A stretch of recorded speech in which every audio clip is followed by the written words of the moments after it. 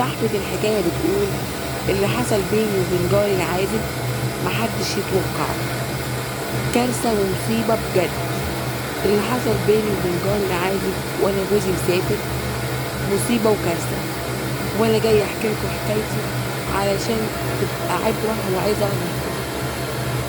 بس قبل ما نبدأ بنصلي ونسلم على سيدنا محمد عليه وعلى آله أفضل الصلاة والسلام. بتقول صاحبة الحكاية: أنا اسمي نعمة وعمري دلوقتي 38 سنة. اتجوزت وأنا عندي 28 سنة.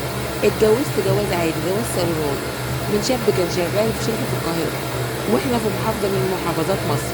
يعني شغل جوزي بعيد عن بلدنا حوالي 3 ساعات، وعشان كان شغله بعيد ما كانش بينزل البلد كتير، كان بيقعد في هناك في الشغل، وكان بيقعد في سكن العزاب، وكان بينزل لي كل شهر اسبوع اجازه، وانا كنت صابره وراضيه. كنا مخطوبين انا وهو قبل الجواز سنه، وبعد السنه اتجوزنا. هو ما كانش عنده بنت، كان واخد لي شقه ايجار في عماره كويسه وحلوه. خد لي شقه حلوه في عماره حلوه وفرشها لي باحسن عفش بصراحه، وانا كمان اهلي جهزوني احسن جهاز. وبعد ما اتجوزنا من اول سنه جواز ما حصلش انجاب، ما خلفتش. فرحنا كشفنا انا وهو، فالدكتور قال مفيش حد فيكم عنده عيب، الموضوع بس عمليه وقت. فاستنينا سنه ورا سنه ورا سنه وبرضه ما حصلش حل. هو كبر دماغه، وانا علشان كل ما نكشف الدكاتره يقولوا لا انا عندي مشكله ولا هو عنده مشكله، فسبتها على الله وقلت وقت ما ربنا يريد هتيجي. رغم ان انا كنت نفسي ابقى ام وكنت هموت وابقى ام، بس صبرت ورضيت بقضاء ربنا. بس لقيت جوزي بعد كده بيتغير، فاجئت ان هو بيتغير. الاول كان لما يجي كان بيخرجني ويفسحني ويقعد معايا، بس اتفاجئت بيه بقى لما بقى يجي يقعد بالثلاث اسابيع ويجي باسبوع، بحس انه بقى ينام كتير، ولا يخرجني ولا يقعد معايا ولا يمشيني. كان بيعاملني معامله كده، يعني هو كان بيجي ينام اجازه الشغل بتاعته، لدرجه ان انا زهقت ومليت من حياتي معاه. وبرغم كل ده لا عمري اشتكيت ولا اتكلمت. وكانوا اهلي بيقولوا لي: يا بنتي هو انت هتقعدي كده طول عمرك من غير خلفه؟ ما تروحوا تشوفوا تاني، يمكن الدكتور مش فاهم وفي عيب منه ولا حاجه، ولا شوفوا لكم دكتور تاني يكتب لكم علاج كويس يخليكوا تخلفوا، بدل ما العمر عمال يجري بيكوا وانت لسه ما عندكش عيال. بس لما كنت بقول له كده كان بيقول لي: سيبها للنصيب ودي مساله وقت وكله بتاع ربنا. وما كنتش عارفه الكارثه اللي مستنياني. المهم بعد ما عدى 5 سنين جواز علينا وما خلفناش، لقيته فجاه كل شويه يجيب لي اعذار ويقول لي: ايه ما تيجي اجازته، انا مش قادر انزل الاسبوع ده. طب ليه؟ ده انا مستنياه، ده انا بستنى الاسبوع ده في الشهر. انا قاعده لوحدي وبين 4 حيطان في اليوم كله لوحدي، ومليت من الوحده والخنقه وبستنى الاسبوع ده بفارغ الصبر. يقول لي: معلش وحقك عليا، والشهر ده مش قادر انزله، والشهر اللي بعديه مش قادر انزله. بقى يقعد بالشهر والاثنين ما ينزليش، وانا مش عارفه ايه ضغط الشغل اللي عنده ده. وبدات ازهق فعلا، لغايه ما فين كنت قاعده وكنا بالليل والكهرباء قطعت من الشقه كلها. ببص من البلكونه لقيت العماره اللي انا فيها كلها منوره ما عدا شقتي بس. في الوقت ده انا ما اعرفش حد، والساعه 11 بالليل والدنيا متاخره، وانا خايفه اقعد في الضلمه لوحدي والدنيا شتاء. سمعت صوت رجلي طالع على السلم. انا ما كنتش عارفه ان هو ناصر جاري اللي طالع فوق، اللي هو جاري العادي. في الوقت ده كان هو عنده حوالي 32 سنه، وانا في الوقت ده كان عندي 35 سنه، وكان عدى على جوازنا وقتها 7 سنين. فببص لقيت طالع على السلم، قلت له: معلش انا اسفه، ممكن والنبي تبص لي على الكهرباء قطعه منين، لا يكون في قفله، علشان العماره كلها منوره وانا شقتي بس اللي هي ما فيهاش كهرباء. قال لي: طب حاضر عينيا، اطلع بس الشنط اللي في ايديا دي وانزل اجي اشوف ايه. الصراحه كان شايل شنط كتير، يعني زي ما يكون متسوق كده وهو جاي.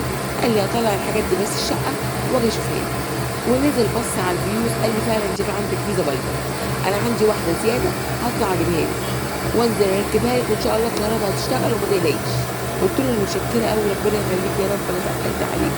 وفعلا طلع وجاب الفيزا بتاعته ونزل شغال لي الكهرباء واشتغلت على طول. ساعتها فرحت قوي وقلت له: الله ينور، الصراحه لو ما كنتش شفتك وجيت عملت لي الفيزا دي انا كنت طول الليل ما عرفتش انام، عشان انا بخاف من الضلمه قوي.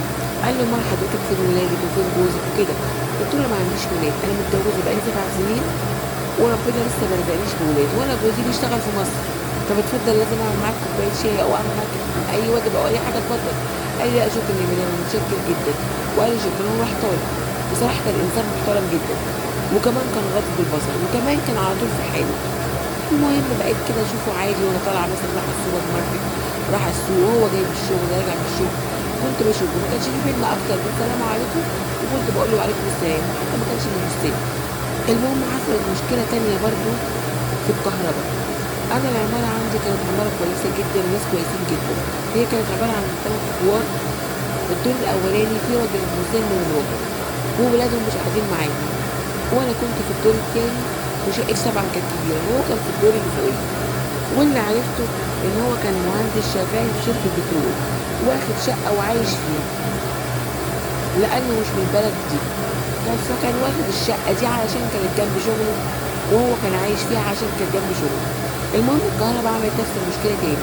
في الوقت ده عمال اقول يا رب حد يجي يعمل لي المشكله دي، ابص هنا ابص هناك، مفيش لا حد لا جاي ولا رايح. طب يا رب اعمل ايه؟ قمت طالعه الدور اللي فوقيه، وقمت مخبطه على الباب، لقيته رد عليا، خير يا مدام؟ قلت له معلش الكهرباء عملت نفس المشكله.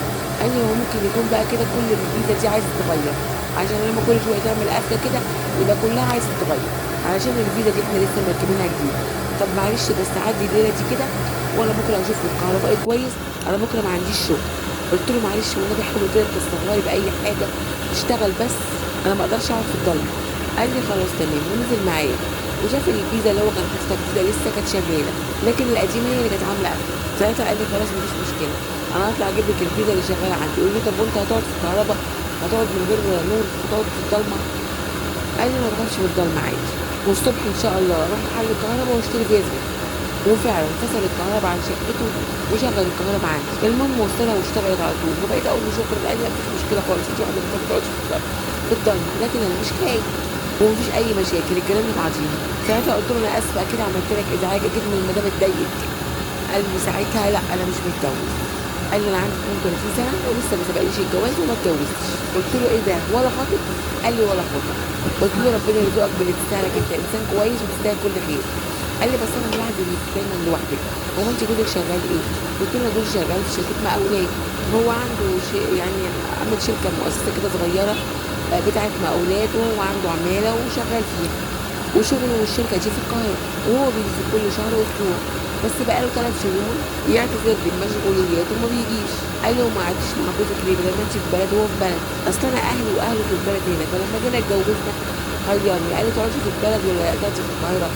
قلت له لا انا اقعد هنا جنب اهلي عشان ابقى جنبهم قريبه منهم.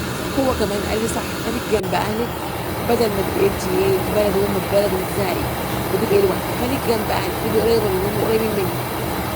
طيب قام قال لي طيب سبب ان ما عندكش ولاد في مشكله ولا حاجه؟ قلت له لا مفيش مشكله، لا انا ولا هو عندنا مشاكل، وهو كبر دماغه وانا سبتها على الله بقى. انا ما احنا الاثنين ما عندناش حاجه، والدكتور قال لنا هي عمليه وقت، فسيبناها على ربنا. قام قال لي ربنا يعوض عليكم ويرزقكم ان شاء الله. قلت له والله ما مقتنع غير لما اعمل معاك واجب، لازم يجيب القهوه وفنجان شاي. قال لي والله لا ما ينفعش. قلت له لا ما ينفعش، انت كده تبقى واقف كده كل مره ومثلا تشرب اي حاجه. قال لي خلاص عشان ما تزعليش اعملي كوبايه شاي. وقعدنا نتكلم مع بعض وباب الشقه كان مفتوح. المهم قعدنا نتكلم مع بعض، وقعد يقول لي انا ما خطبتش وما اتجوزتش، انا كنت ايام ما كنت في الكليه كنت مرتبط ببنت وهي استعجلت وطلبت الرغبه، احنا كنا بنحب بعض 3 سنين، اول ما جالها واحد مناسب وافقت عليه على طول وارتبطت واتجوزت ونسيت كل الحب اللي كان بينا. ومن يومها زي ما تقولي كده اتعقدت، مبقاش قلبي قادر يتعلق بحد، اخدت صدمه كبيره جدا. انا الحمد لله مرتاح ماديا وبقالي كام سنه بشتغل في شركه البترول دي ومرتبي كويس جدا، وكمان انا عندي الشقه الكويسه دي هم كمان اللي بيدفعوا لي ايجارها، وكنت واخدها عشان تناسب ان انا لو اتجوزت ينفع اتجوز فيها. قلت له والله انت ابن الحلال وتستاهل كل خير. قال لي بس انت صعب تقعدي لوحدك كل الوقت ده، يعني انت ما حاولتيش تفكري مثلا ان حد من اهلك يجي يقعد معاكي او انت تقعدي عند اهلك طول ما جوزك مسافر؟ قلت له بصراحه المكان عند اهلي ضيق، وكنا كمان متجوز معاهم لان هو الولد الوحيد، فاتجوز مع ابويا ومع امي، واحنا 3 بنات واتجوزنا الحمد لله. وده كان اخويا الصغير، وبيت ابويا كده يعني بيت قديم على قده، دور محلات ودور شقه، فاخويا وضب الشقه بتاعت ابويا وامي واتجوز فيه. وانا بصراحه بتكسف اروح اتقل عليه، وطلبت من امي تعيش معايا، قالت لي ما ينفعش يعيش لوحده. قلت لها طب تعالي انت وبابا. قالت لي لا يا بنتي ما ينفعش اقعد عندكم واتقل عليكم. المهم ان انا عايشه لوحدي بقالي 7 سنين. المهم قال لي طيب ربنا يسعدك يا رب ويوفقك للخير، ولو قلت اي حاجه احنا جيران واعتبرني زي اخوك بالظبط. قلت له شكرا، ما هو ده اللي انا عملته فعلا. انا لما احتجت حاجه ما لقيتش غيرك ينقذني. انا عايزاك بس تسامحني ان انا تقلت عليك. قال لي لا والله مفيش حاجه خالص، ده النبي وصى على 7 دول وانا اللي فوق منك على طول. المهم قال لي خلاص مفيش حاجه وخدي رقمي اهو، ولو عوزتي اي حاجه رني عليا. المهم طلع شقتي وانا دخلت شقتي وفضلت عايشه في الخنقه اللي انا فيها دي. كلمت جوزي وقلت له انت بقالك 3 شهور ما نزلتش وانا كبرت وزهقت، انت وحشتني قوي، تعالى اقعد معايا بقى شويه، انت بقالك 3 شهور ومن حقك تاخد لك اسبوعين اجازه. قال لي معلش ده يمكن الشهر ده كمان ما اقدرش انزل. قلت له ليه بقى ان شاء الله؟ سامحيني يا حبيبتي معلش انا مش قادره انزل. قلت له ليه مش قادره تنزل؟ قال لي المشروع اللي احنا واخدينه مضغوط في الشغل فيه، المفروض يستلم بعد 20 يوم، وانا لو نزلت اجازه هنتعطل والعماله مش هتخلص علشان عايزين متابعه، بس سامحيني الشهر ده بس انا مش هقدر انزل. قلت له حرام عليك بقى، انا لوحدي وبين 4 حيطان وانت مش حاسس بيا. طب خلاص تعالى خدني واقعد معايا ان شاء الله في اوضه لوحدنا بس. قال لي لا مش هينفع. المهم قفل معايا وفعلا قعد 4 شهور، وجه برضه الشهر الخامس عليا وما نزلش. وفي يوم لقيت نفسي خلاص مخنوقه وقلت في البلكونه وانا عماله اعيط، وانا واقفه على السور كده وببص فوق لقيت المهندس اللي فوقي واقف راقي. ببص كده لقيته انا جت في عيني وشافني وانا معيطه. انا ما كنتش عارف ايه اللي بيرن عليا جرس الباب. رحت عشان افتح لقيته بيرن عليا جرس الباب. انا ما كنتش عارفه مين اللي بيرن عليا جرس الباب. ورحت عشان افتح لقيته لقيته بيقول لي معلش انا شفتك في البلكونه وشكلك معيطه، خير في حاجه مالك؟ قلت له لا مفيش حاجه. قال لي بس اهدي وما تعمليش في حاجه، طمنيني بس في حاجه محتاجه اعملها لك. قلت له مفيش حاجه، انا جوزي بقاله 5 شهور بس ما نزلش، وكل ما اقول له انزل يجيب لي اعذار ويقول لي انا مش قادره انزل عشان المشروع ولو منام، وانا بصراحه مليت من الوقت. قال لي طب خلاص انت معاكي رقم كلميني عليه، وقت ما تلاقي نفسك مخنوقه اعتبريني يا ستي صديقك وكلميني في اي وقت، انا زي اخوك بالظبط، واي حاجه عايزه تفضفضي بيها انا اخوكي وجارك كل حاجه، اي حاجه عايزه تقوليها اتصلي بيا وفضفضي معايا وانا هسمعك، كل اللي عايزه تقوليه انا زيك بالظبط وانت فراغ. المهم رنيت عليه وهو كمان سجل رقمي وبقى كل شويه يكلمني ويقول لي ايه اخبارك ايه، وبدانا نتكلم بالساعات. وبصراحه الكلام معاه كان ممتع وما كناش بنزهق، كان ساعات كمان يبعت لي لينكات افلام ويقول لي الفيلم ده حلو اتفرجي عليه. وبصراحه حسيت ان هو ملا حياتي وعوض فراغ عندي كبير قوي، وبقيت مرتاحه كده وحاسه ان مش ناقصني حاجه. لكن اتفاجئت بيه بعد كده بيقول لي انا مش عارف اللي حصل ده حصل ازاي، انا اتعلقت بيكي وبقيت حابه اتكلم معاكي اغلب الاوقات. قلت له لا ارجوك ما ينفعش الكلام ده يتقال، انا ست متجوزه. قال لي ما انا عارف انك ست متجوزه بس انا برضه انسان مش حاجه خارجه عني، وانا بجد اول مره اتكلم مع حد كتير قوي كده واتعلق بيه وحاسس انك فاهماني وانا فاهمك وحابب الكلام معاكي. انت لو مش متجوزه كنت اتجوزتك دلوقتي. قلت له بس انا متجوزه وعلى ذمه راجل وما ينفعش اسمع منك الكلام ده، انا هقفل. وفعلا قفل وهو احترم رايي، مبقاش لا يتصل بيا ولا يتصل بيه. بس طبعا كنت بشوفه صدفه على السلم وهو راجع من الشغل وهو رايح الشغل وانا راجع من السوق او انا رايحه من السوبر ماركت. ومره كان راجع من السوبر ماركت وكان شايل شنط كتير قوي معاه وانا كنت طالعه وهو كان طالع. قلت له انا لازم اشيل معاك حاجه. قال لي لا لا والله ما ينفعش. قلت له ازاي كده، انت ما عملت لي حاجات كتير وساعدتني في حاجات كتير قوي، والله لازم اشيل معاك شنطه تطلع معايا. الجيران اللي بعديها مش ده كلامك؟ المهم جبت معاه كام شنطه كده وقمت طالعه معاه وصلت معاه للدور بتاعه. ولما وصلت لحد باب شقته فتح باب الشقه وقال لي والله لازم تتفضلي. قلت له لا ما ينفعش. قال لي لا لازم تتفضلي، ما ينفعش تبقى عند الباب كده وتنزلي يا ستي اتفضلي فين الباب مفتوح على اخره اهو. قلت له لا طبعا ما ينفعش ادخل وانت لوحدك. قال لي يا بنتي خشي وافتحي الباب وانا بقول لك انا اقفل الباب والله لا تخشي. المهم رحت داخله لقيته اخد من الشنطه مدخلها المطبخ ولقيته جايب كوبايتين عصير وقال لي اتفضلي اشربي وانا شربت. وقعد يتكلم معايا وقال لي ايه رايك نتفرج على فيلم حلو، انا باخده معايا على فلاشه. قلت له لا لا انا لازم انزل. قال لي والله ما انت لازم. امال افتحه وانت خايفه من ايه؟ هو انا مش قبل كده مره كنت قعدت معاكي وشربنا شاي؟ قلت له اه حصل. قال لي طيب ايه المشكله بقى؟ قلت له المهم شغل الفيلم وقعدنا نتفرج ونضحك ونهزر ونسيت نفسي خالص ونسيت نفسي ان انا ست متجوزه وجوزي مسافر. انا مش عارفه ازاي نسيت نفسي ونسيت اني ست متجوزه وما ينفعش اقعد في شقه عادي، مش عارفه انا عملت كده ازاي. المهم الوقت عدى لمده ساعتين، انا مش عارفه ازاي ما حسيتش بالساعتين دول وانا عماله اضحك واتفرج على الفيلم واتكلم معاه وانا ناسيه خالص ان انا ست متجوزه ومش في دماغي وان ده ممكن يعني يحصل حاجه وحشه، ده انسان عادي وانا ست جوزي غايب عني، وكل ده ما جاش في تفكيري. انا فعلا كنت محرومه من الونس والكلمه الحلوه والضحكه الحلوه، وما صدقت لقيت اللي يعوضني، وكنت في حاله كده مش حاسه بنفسي، زي ما اكون مغيبه، وما كنتش عارفه ايه اللي انا بعمله ده، بس انا كنت مبسوطه. واحنا قاعدين نسمع الفيلم كده ونضحك ونهزر، لقيته بيقول لي عايزه اقول لك على حاجه. قلت له قول. قال لي بصراحه انا معجب بيكي واتعلقت بيكي جدا ونفسي اتجوز واحده زيك. قلت له بس انا ست متجوزه. قال بس انت مش سعيده في حياتي. قلت له ازاي؟ قال لي انت ما سالتيش نفسك ازاي جوزك بيقعد بالاربع شهور وخمس شهور وهو مستغني عنك، وهو جنبك بينك وبينه سفر 3 ساعات بس، ويقدر يبعد عنك ازاي كده رغم ان انت ست ما تتسقش؟ انت ست جميله جدا، واللي يتجوزك ده مش ممكن يقدر يسيبك لوحدك. ما سالتيش نفسك ايه السبب؟ مش جايز متجوز ومخبي عليكي؟ مش جايز مقضيها؟ قلت له لا لا لا مش للدرجه دي، هو مقضيها فعلا بس في شغله، لانه راجل جد وبتاع شغل وبيحب ان هو يكون ناجح في شغله، لكن بالنسبه للحياه الزوجيه والاسريه والواد وكده مش في دماغه. حتى احنا كنا اول سنه مع بعض كنا بنخرج ونتفسح، وكان بيجي اسبوع واحد، كان الاسبوع ده اجمل اسبوع في حياتي. بس من بعد اول سنه جواز اتغير عليا خالص. يعني دلوقتي بقى لنا 6 سنين حالنا متغير، ما بنقعدش مع بعض كتير. حتى لو جه الاسبوع اللي بيجي في الشهر ده، يا اما يفضل نايم يا اما يفضل يتكلم في التليفون بيتابع الشغل. يعني نادرا جدا لما نقعد مع بعض قعده حلوه نهزر او نتكلم. بس مش معنى كده ان هو عارف حد غيري. يعني لو كان يعرف حد غيري ما كانش هيقعد يتكلم مع في الاسبوع الاجازه مع العمال ومع الشغل وكده يعني. لا لا لا، هو مش بتاع الكلام ده. قال لي انا بقول لك ان انا حاسس ان في حد تاني في دماغه. ساعتها بقى لعب الفار في دماغي، وقلت اكيد هو راجل واكيد فاهم دماغ الرجاله. المهم قلت له طب انا هنزل دلوقتي. قال لي هتنزلي وتسيبيني؟ قلت له اه انا لازم انزل. قال لي طب خلاص بكره في فيلم انا هجيبه معايا، فيلم جديد، انا مدي الفلاشه لصاحبي وصاحبي قال لي هجيب لك فيلم جديد. قلت له لا ما عادش ينفع اطلع لك تاني. قال لي يا ستي واحنا بنعمل ايه؟ ده احنا هنتفرج على الفيلم وهنتكلم وهنتسلى، احنا ما بنعملش حاجه غلط، احنا قاعدين مع بعض بنسلي بعض، انت وحدانيه وانا وحداني. ساعتها لقيت نفسي برد عليه واقول له خلاص مش مشكله. المهم اتصلت بجوزي وقلت له انت مش ناوي تيجي بقى؟ انا تعبت حرام عليك انا مليت. قال لي هنعمل لك ايه؟ اسيب شغلي؟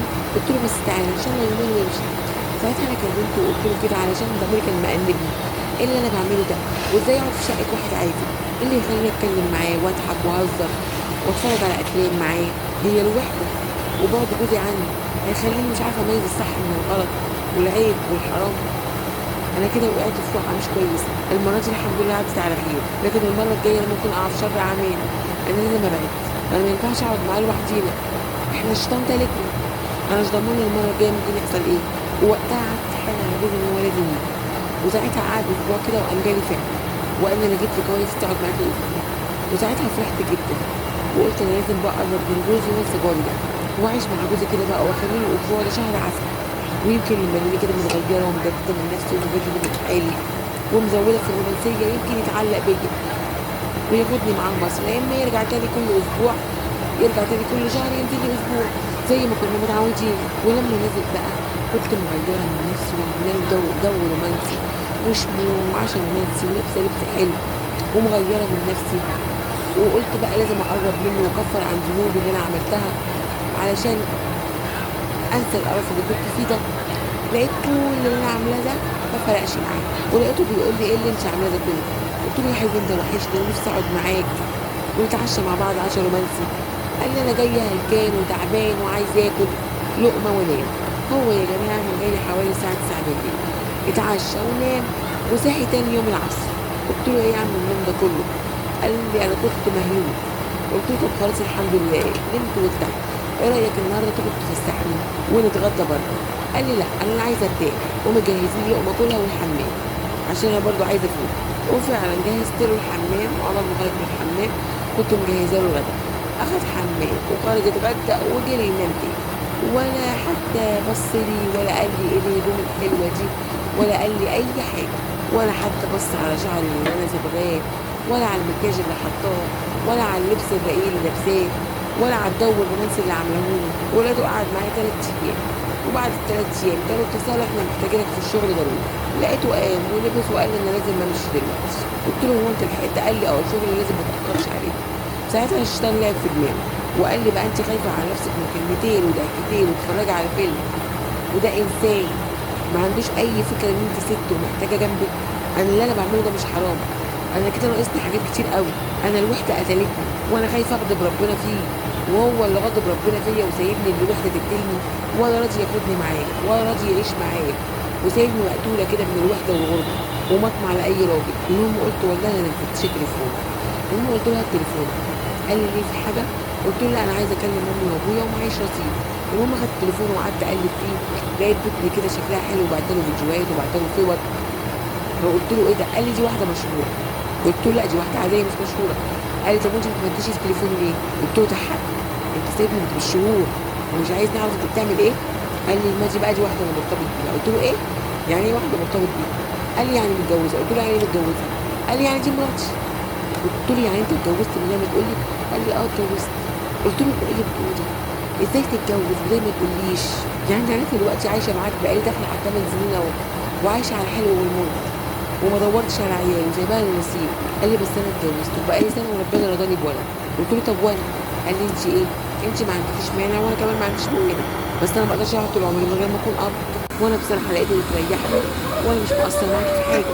انت معاكي مصاريفك على اكمل وجه، ولما اقدر انزل لك بنزل لك. قلت له اه بقى يعني انت متجوز هنا عشان كده بتقعد بالشهور مستغني عني، وسايبني انا هنا لوحده مبهدلاني، وسايبني شايله الهم لوحدي، وحارمني اني اكون ام. طب لما انت شفت حالك كده تطلقني، انا كمان اتجوز وخلف لي عيل. زي ما انت عايز تبقى اب انا كمان نفسي ابقى ام، لكن انت اناني فكرت فيك ما فكرتش فيا. الموضوع ده لازم تقولها لحد. قال لي بصي انا مش ناقص صداع، وانا دلوقتي ماشي عشان عندي شغل، والمره الجايه نبقى نتكلم في الموضوع ده، واللي انت عايزاه انا هعمله. وسابني ومشي. وقتها انا قعدت اعيط جامد، وطلعت الجري اللي فوق وقعدت اعيط وانا منهاره. قعدت اخبط وارزع على الباب، لكن ساعتها ما فتحش. رحت رميت عليه، قلت له انت فين؟ قال لي انا مع اصحابي. قلت له طب انت راجع امتى؟ انا مخنوقه قوي محتاجاك ومحتاجه اتكلم معاك. قال لي انا قدامي ساعه. قلت له كتير. قال لي انا جاي لك دلوقتي. المهم لقيته جاب بعضه وجه وخبط عليا وانا نهارت في العيال. قلت له بص زي ما قلت بالظبط، متجوز ومخلف كمان وسايبني انا. قال لي اتطلقي مني وانا هتجوز. قلت له بس انا اكبر منك، انت دلوقتي عندك 32 سنه وانا 36 سنه، يعني انا دلوقتي اكبر منك ب4 سنين. قال لي فرق العمر ده مش مهم. قلت له طب انت ايه اللي يجبرك تتجوز واحده متجوزه قبل كده وكمان اكبر مني؟ انت تستحق بنت حلوه وما اتجوزتش قبل كده وتكون اصغر مني. انت شاب وما اتجوزتش قبل كده، محتاج شاب تكون في العشرينات وتتجوزها وتخلف لك عيل. قال لي انا مش محتاج عيال، انا محتاج واحده تفهمني. انا خدت ابني اللي قدي، ما يسابقني واحد اتجوزت واحد عشان هو عنده امكانيات وظروفه كانت متيسره وبعتني في ثانيه. لكن انت انسانه محترمه وفهماني وفاهمه واحنا مرتاحين لبعض. وقتها سكت كده وفكرت شويه وقلت له يعني انا لو اتطلقت هتتجوزني؟ قال لي وايه اللي يمنع؟ انت انسانه محترمه وما شفتش منك الا كل خير. وقتها قلت له طب سيبني دلوقتي. وقعدت افكر هتطلق مني، اتطلق واتجوزت وخلف. انا بصراحه كنت بالنسبه لي طلع المهندس ده قوي، بس كنت بمنع نفسي عنه عشان ما اغضبش ربنا واعمل حاجه تخسرني جيني وجوزي. لكن دلوقتي بعد ما عرفت اللي عمله جوزي قلت لا، انا من حقي دلوقتي اعيش حياتي واتطلق واتجوز ده الانسان اللي بيحبني ومعجب بيا، وانا كمان معجبه بيه ومرتاحه له وبحبه. وده كان ونس وكان اللي معوضني. هو كان فعلا بصراحه كان ونس وعوض، كان معوضني عن حرمان كتير قوي. إيه اللي يمنعني بقى من اتطلق واتجوزه؟ وساعتها برضه جت في الوقت ده في دماغي طب انا جوزي حالته الماديه كويسه جدا جدا وبيديني فلوس كتير قوي، وبصراحه بسطني ماديا. مش مشكله لو كان اتجوز وخلف، بس انا لو اتجوزت المهندس ده اكيد مادياته اقل من ماديات جوزي، وانا متعوده على المصاريف الكتير. طبعا مش هلاقي معاه الماديات اللي هي كانت مع جوزي ده اولاني ده. فمش عارفه اعمل ايه. وقعدت افكر واخد ودي مع نفسي كتير قوي. المهم كلمته وانا رديت عليه وقلت له بص احنا ما ينفعش ان احنا نتجوز، انت لسه في بدايه حياتك يعني، ومرتبك يا دوبك هيبقى حاجه بسيطه، اكل ولبس وشرب كده بس يعني، ولو اتجوزنا هتبقى مضغوط، هبقى ضغط عليك الماديات ومش هتقدر تصرف عليا وتشيل مسؤوليه كامله. المهم لقيته بيقول لي يعني انت مش عايزاني عشان فلوس وبتبيني عشان فلوس، عشان جوزك يعني حالته الماديه احسن مني؟ ما تخافيش يا ستي، انا ممكن اشتغل شغله تانيه واثنين وثلاثه وهكافي بيتي وخليكي مش محتاجه اي حاجه في الدنيا ان كنت بس الماديات. قلت له ما انا برضه لازم احسبها بالعقل. قال لي يعني انت تبيع عمرك واحاسيسك وان انت ست محتاجه راجل معاكي يونسك ويحتويكي ويكون حنين معاك وراجل حاسس بيكي وبوجودك في حياته، ويخليكي مش وحيده ويعوضك عن وحدتك. بتبيعي كل ده بفلوس؟ لسه ما تخافيش ان مرتبي كويس، ولو راتبي ما كفاكيش هشتغل شغل اضافي وان شاء الله هقدر اكفي. لقيتني بقول له لا مش هينفع. اي نعم هو اتجوز وخلف كمان، بس انا بالرغم ان هو متجوز ومخلف انا عايشه مرتاحه وبيديني فلوس كتير قوي وبيصرف عليا كتير قوي. قلت له مش حكايه فلوس بس، كمان انت لازم تاخد واحده من سنك تبتدوا مع بعض الحياه وتخلفوا مع بعض يعني. لكن انا بالنسبه انا واحده اكبر منك ومفيش اي حاجه ممكن يعني، في حاجات كتير فوق كتير بينا قوي. وقتها قررت ان انا ابعد فعلا، وفعلا بعدت. بس هو كان بيحاول يقرب مني وانا كنت ببعد، وقلت لا انا هكمل مع جوزي. جوزي بقى يجي ويبعت لي فلوس وبيديني دهب بصراحه كتير ومكفي بيته، وكمان مش بيديني انا بس، ده بيديني وبيخليني كمان راضي في وقت البلاء، وكمان بدي امي وابويا. وكنت ارجع تاني افكر في الايام الحلوه اللي كنت مقضيها مع جوزي ده، والافلام والكلام والضحك واللعب. بصراحه انا كان قلبي متعلق بيه قوي، بس بصراحه بديت جوزي كانت متمسكه بيها اكتر. المهم بعدت عنه علشان ما اعرفش في الغلط والحرام. انا كده الحمد لله ست مش خاينه وما كنتش جوزي، علشان كده انا جميل مرتاح. بس انا بتعذب بالليالي لما اكون بين اربع حيطان ومحدش جنبي بيونسني. هو لما لقاني بعدت عنه هو كمان بعد عني واحترم رغبتي. بس كنا بنشوف بعض صدفه على السلم، هو جاي من شغله او راجع من شغله وانا كنت في مشوار او حاجه. بس بصراحه عمره ما رفع عيني عني، واحترم قراري اللي انا اتخذته بالبعد، واحترم ان انا ست متجوزه وان انا عايزه اكمل مع جوزي علشان ماديات. وخلاص مبقاش يكلمني، وعدى على الموضوع ده سنة. اتفاجئت بعد السنة دي إن في بنت جميلة جدا حوالي العشرينات كده بتيجي معايا وتطلع معايا. ساعتها بصراحة استغربت وبدأت إيه ده، هو عرف حد تاني ده ولا خطب ولا هيتجوز؟ وساعتها نار الغيرة قلت في قلبي، وساعتها غيرت جامد. ولقيتها بتيجي معايا أكتر من مرة، ولقيت ناس بيجوا معاها. يعني مثلا هي تيجي مرة ومعاها ست كبيرة كده زي ما بتكون والدتها، مرة هي وواحد زي ما يكون أخوها، بقوا يترددوا على الشقة كتير. وفجأة قلت أما أسأل بواب العمارة، فقلت له هو باشمهندس ناصر كان في الشقة ومعاه ناس، مين الناس اللي معاه دول؟ قام قال لي ده خطيبته وأهلها وجايين يتفرجوا على الشقة، وكانوا النهاردة جايين ياخدوا مقاسات المطبخ علشان هي بتجهز عايز تعمل مقاسات المطبخ. ساعتها بقى النار قدت في قلبي، وقلت أنا اللي ضيعته من إيدي، والسنة عدت عليا مش فيها أي حاجة جديدة، وأنا جوزي متجوز وعايش حياته ومخلف ومرتاح وما بينزلش الا كل شهرين مره. وانا دلوقتي بعت حياتي عشان فلوس. طب الفلوس عملت لي ايه؟ اهو عرف واحده غيره وحبها وهيرتبط وهيتجوز، والغيره ولعت في قلبه. بدات ان انا عايزه اكلمه والحقه قبل ما يتجوز وارجعه ليا تاني واتطلق واتجوزه واعيش حياتي، بالرغم ان كان الفكره دي كانت بعيده عن دماغي جدا عشان طبعا كلام الناس واحنا في حته فلاحين وكده، واللي هيقول سابت جوزها واتطلقت منه واتجوزت جارها عادي يبقى معنى كده انهم كانوا ماشيين مع بعض. وكانت دماغي عماله تلف وتقول لي حاجات كتير قوي كنت خايفه منها، نظره اهل البلد ليا. بس لما عرفت ان هو خطب قلت طز في الدنيا كلها، اهم حاجه يرجع لي وكان بيحبني ومتعلق بيا، وعمره ما طلب مني حاجه وحشه ولا حاجه تغضب ربنا. ونهار ما طلب مني بالحلال. انا لازم اكلمه وارجعه ليا تاني. واتصلت عليه لقيته رد، قلت له مين البنوته الحلوه اللي بتطلع معاك دي؟ قال لي دي خطيبتي. قلت له طب انت خطبت اللي خطبتها دي حبيتها؟ قال لي دي انسانه محترمه وكويسه واخت واحد صاحبي شغال مهندس معايا في الشركه، وانسانه كويسه ومن عيله كويسه واخلاقها كويسه جدا. قلت له طب ربنا نسيته؟ قال لي ما انت اللي اخترتي وبعدتي. قلت له طب ايه رايك نرجع لبعض تاني؟ قال لي ازاي؟ والوعود اللي وعدتها للناس واتفقت مع خطيبتي وخطيبتي. قلت له طب يعني ايه هتبيع حبنا؟ قال لي ما انت بعتيني عشان الفلوس وضيعتي الحب قصاد الفلوس، وانا احترمت رايك واحنا بقالنا سنه بعاد عن بعض، انت عايزه ترجعي الموضوع تاني ليه؟ قلت له بصراحه لما شفتك معاه ما قدرتش استحمل وقلبي وجعني، انا ما كنتش عارفه ان انا بحبك كده. قال لي بس خلاص ما ينفعش، انا اديت كلمه للناس وقريت الفاتحه وجبت الشبكه، ازاي متخيله ان انا ارجع لك كده بسهوله؟ انت رجعتي متاخر قوي، وانا علشان اريحك وما اقدرش ازعلك انا هسيب العماره واخد شقه تانيه. جوزي قال لي اه انا ما اقدرش اسبب اي اذى ليك. وفعلا اتفاجئت ان هو بينزل عفشه من الشقه بعد ما كلمني باسبوع، واتفاجئت ان البواب بيقول لي باشمهندس ناصر عزل من الشقه واخد في مكان تاني قريب من شغله واوسع واحسن من الشقه دي ونقل عفشه هناك. واتفاجئت فعلا ان هو نقل في مكان تاني، واتفاجئت على صفحته ان هو عامل دعوه ان خلاص هيتجوز ودعوه فرحه على الفيس ومنزل كارت الدعوة وإنه عامل فرح في قاعة كبيرة جدا وفخمة جدا. وساعتها قلبي وجعني وحسيت إن أنا خسرت كل حاجة، خسرت الدنيا وما فيها، وخسرت الإنسان اللي كان شايلني وعايزني علشان الفلوس. ودلوقتي أنا عايشة من 4 حيطان. ناصر اتجوز بقاله 2 سنين وربنا عوض عليه بولد، وأنا جوزي بقى معاه كمان بنت في الولد اللي معاه، وأنا لوحدي من 4 حيطان وحياتي ما بتتغيرش زي ما هي، الوحدة والملل. أنا خفت أخسر فلوس جوزي بس خسرت عمري كله.